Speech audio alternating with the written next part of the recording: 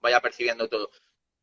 Hay dos tipos de transiciones, ¿vale? La transición es en el momento en el que yo paso de defender a atacar o de atacar a defender, ¿vale? Entonces, se llaman transiciones defensa-ataque o transición ataque-defensa, ¿no? En el momento en el que estás y en el momento en el que pasas a estar.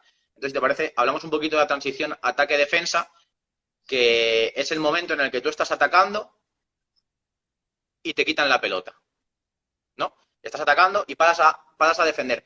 Pueden pasar dos cosas.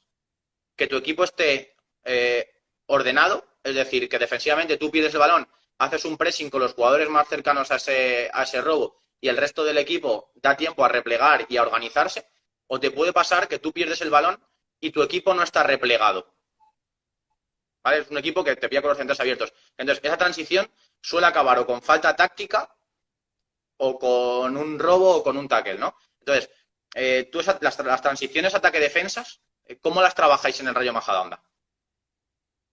Sí, al final es lo que tú dices. Se pueden dar múltiples cuestiones. Nosotros, dentro de los tipos de repliegues que se puedan dar en una transición ataque-defensa, tú puedes incluso decir que tus dos puntas vayan a apretar y tu equipo, el resto del equipo, vaya a replegar.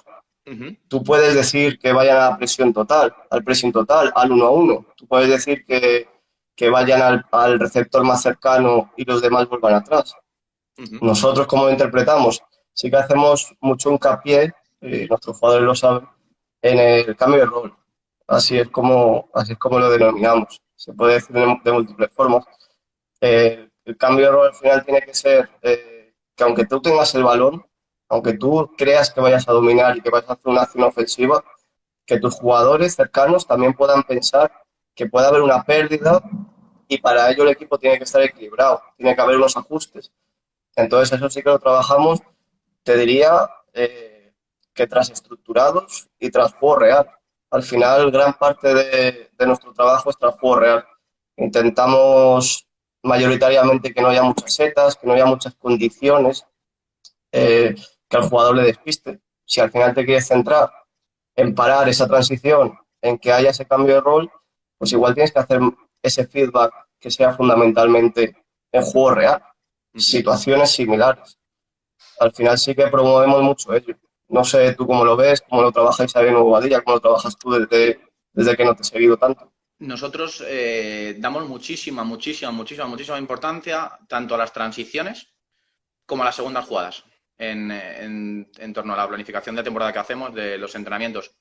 Nosotros, por ejemplo, sí que es cierto que dependemos mucho del tipo de campo, es decir, nosotros dependemos mucho de si nos enfrentamos a un rival en campo pequeño o si nos enfrentamos a un rival en campo grande.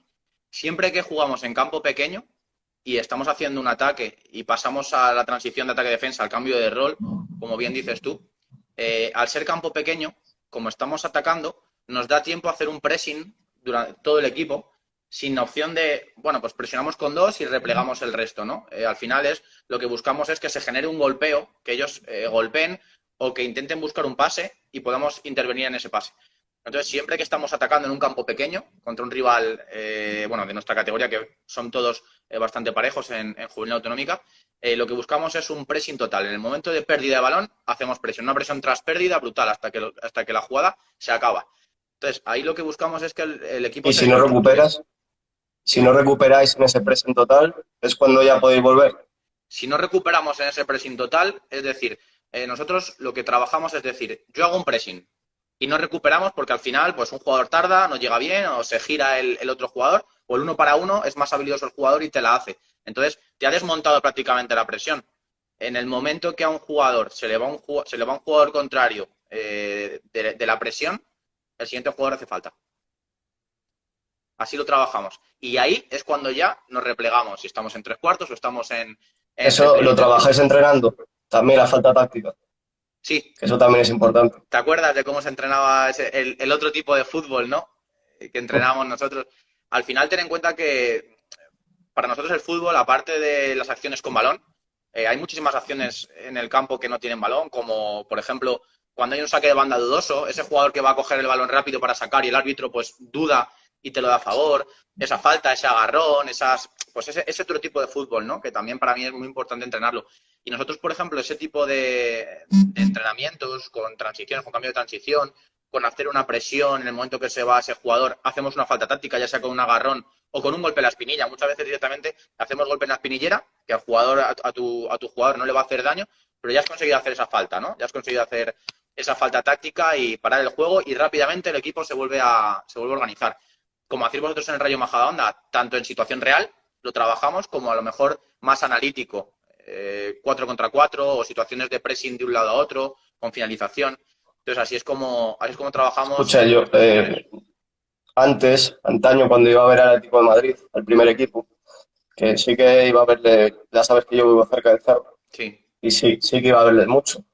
Yo me acuerdo perfectamente de ver a Griezmann, de ver a Diego Costa, de ver a su once titular en setas, los 11 marcados, y ir de seta a seta, claro, puro analítico, ir de seta a seta, a la ya está. izquierda, a la derecha. De hecho, el Cholo marcaba las pautas, a veces subían a jugadores, que ya se hacía un poco más real, pero muchas veces de seta a seta y a Nosotros presionar. siempre empezamos a trabajarlo de manera analítico y luego ya lo adaptamos a una situación real. Porque entendemos que al final el jugador lo primero tiene que comprender lo que va a hacer de manera analítica y luego el jugador tiene que comprender lo que tiene que hacer en situación real para ese entendimiento del juego, ¿no? Ese famoso entendimiento del juego como hablamos tú y yo muchas veces.